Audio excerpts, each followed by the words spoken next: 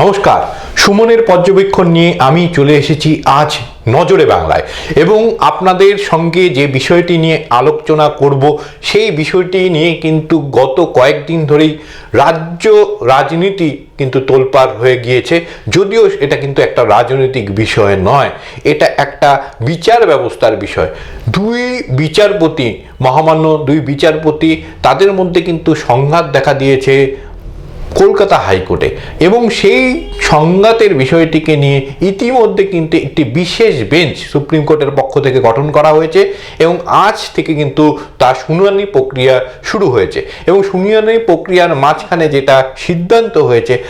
Medical কলেজে ভর্তির বিষয়ে যে তদন্ত সিবিআই করছিল সেই তদন্ত আপাতত কিন্তু স্থগিত থাকবে এবং সেই সঙ্গে মামলাটিও আপাতত কিন্তু স্থগিত করা হয়েছে। যেই মামলা নিয়ে কিন্তু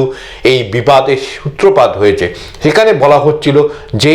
একজন বিশেষ রাজনৈতিক ব্যক্তিত্বকে বিভিন্নভাবে বাঁচানোর জন্য একটা কিন্তু ব্যবস্থা করা হচ্ছে, এমন একটা অভিযোগ কিন্তু তুলেছিলেন আরেক মহামান্য বিচারপতি এবং সেই বিচারপতিও কিন্তু একটি অর্ডার দেন এবং তিনি সুপ্রিম কোর্টের কাছে কিন্তু এ বিষয়ে প্রথমে প্রধান বিচারপতি পশ্চিমবঙ্গের যে মহামান্য আদালত রয়েছে এবং সেই আদালতের মাধ্যমে কিন্তু এটা সুপ্রিম কোর্টে যায়, শীর্ষ আদালতের কাছে যায় এবং শীর্ষ আদালত সঙ্গে সঙ্গে গতকাল আমাদের প্রজাতন্ত্র দিবস ছিল, একটা ছুটির আবহ ছিল, তার মধ্যেও কিন্তু নোটিশ জারি করে এবং একটা 5 সদস্যের একটা ডিভিশন বেঞ্চ গঠন করা হয় এবং সেখানে তদন্ত বা শুনানি যে হবে, যে এই বিষয়ের কিভাবে নিষ্পত্তি হবে, তারপরেই কিন্তু আমরা জানতে পারবো যে কি নির্দেশ আসে, যে মামলা চলছে এবং সিবিআই তদন্ত চলছে সেই নিয়ে। কিন্তু আপাতত আজকের যে নির্দেশ, সেই নির্দেশে কিন্তু জানানো হচ্ছে যে সিবিআই এখন স্থগিত রাখবে তাদের তদন্ত। একই সঙ্গে মামলা কিন্তু চলছিল কলকাতা হাইকোর্টে, সেই মামলাও কিন্তু আপাতত স্থগিত থাকবে। সোমবার আবার শুনানি হবে, কাল রবিবার ছুটির দিন রয়েছে, সোমবার শুনানি হবে এবং পরবর্তী সময় কিন্তু সোমবারের পরে আমরা এ বিষয়ে বিস্তারিত জানতে পারবো। কিন্তু যে বিষয়টি অত্যন্ত গুরুত্বপূর্ণ, যেখানে ভারতবর্ষের প্রজাতান্ত্রিক দেশে আমরা যদি দেখি তাহলে দেখতে পাবো গণতান্ত্রিক যে অধিকার, সেই অধিকার আমরা প্রয়োগ করি এবং আমাদের সবচেয়ে বেশি আস্থা থাকে যার উপর, সেটা হচ্ছে আদালত। এবং সেই আদালতে বিচারপতিদের মধ্যে যদি একটা মতবিরোধ তৈরি হয় এবং একে অপরের বিরুদ্ধে যদি অভিযোগ আনেন, তাহলে কিন্তু সেটা অত্যন্ত গুরুতর বিষয়, কারণ এই বিষয়ে দ্রুত নিষ্পত্তি হওয়া এবং সেটা কিন্তু যেমন দরকার, সেই সঙ্গে কিন্তু বিচার ব্যবস্থার প্রতি মানুষের যে আস্থা রয়েছে, আমরা সেই আস্থায় যাতে কোনোভাবে আঘাত না আসে সেটা কিন্তু দেখা উচিত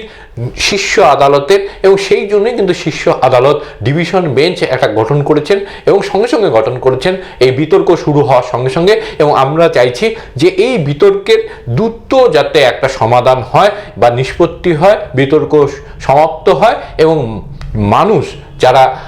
বিচারপতিদের উপরে নির্ভরশীল এবং বিচারপতিদের ভগবান বলে মনে করেন, তারা যেন ন্যায় বিচার সব পক্ষকে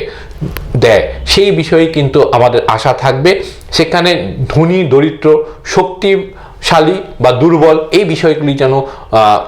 একদম দেখা না হয়, বরঞ্চ যেটা ন্যায়, সেই ন্যায় বিচার যেন সাধারণ মানুষ পায়, তাহলেই কিন্তু ভারতবর্ষের যে গণতন্ত্র, এই গণতন্ত্র কিন্তু আরো শক্তিশালী হবে এবং আমাদের দেশ কিন্তু এগিয়ে যাবে। যদি দেখা যায় যে বিচারপতিদের সিদ্ধান্তগুলি কোনোভাবে বাইরে থেকে প্রভাবিত হচ্ছে, তাহলে কিন্তু মানুষের মধ্যে নেতিবাচক ভাবনা কিন্তু তৈরি হবে। সুতরাং এই বিষয়টি অত্যন্ত গুরুত্বপূর্ণ, যদিও এর সাথে সরাসরি কিন্তু রাজনীতির কোনো যোগ নেই, তবে রাজনীতি বিষয়টি যেখানে উঠে এসেছে, রাজনৈতিক ব্যক্তিত্বের কথা যেখানে উঠে এসেছে এবং শক্তিশালী বা প্রভাবশালী ব্যক্তিত্ব, সুতরাং কিন্তু এই বিষয়টি অত্যন্ত গুরুত্বপূর্ণ হয়ে উঠেছে রাজ্য রাজনীতিতে। আর আগামীকাল আরও বেশি গুরুত্বপূর্ণ থাকছে আমাদের জন্য, কেন আমরা জানি উত্তরবঙ্গ সফরে কিন্তু কংগ্রেসের যিনি মূল কাণ্ডারি রাহুল গান্ধী, তিনি কিন্তু আসছেন এবং তিনি আগামীকাল জলপাইগুড়িতেও কিন্তু পা রাখবেন এবং সেই পদযাত্রার অংশ বিশেষ কিন্তু আমরা যেমন এক্সক্লুসিভ দেখাবো, লাইভ দেখাবো এবং সেই সঙ্গে কিন্তু বিভিন্ন সংবাদ আমাদের থাকবে নজরে বাংলা ফেসবুক চ্যানেলে এবং আমাদের চ্যানেল বাংলা ইউটিউব চ্যানেলে। সুতরাং আপনারা আমাদের এই দুই চ্যানেল দেখতে থাকুন। সেই সঙ্গে সুমনের পর্যবেক্ষণ নিয়ে আমি অবশ্যই আসবো নজরে বাংলায়। নমস্কার।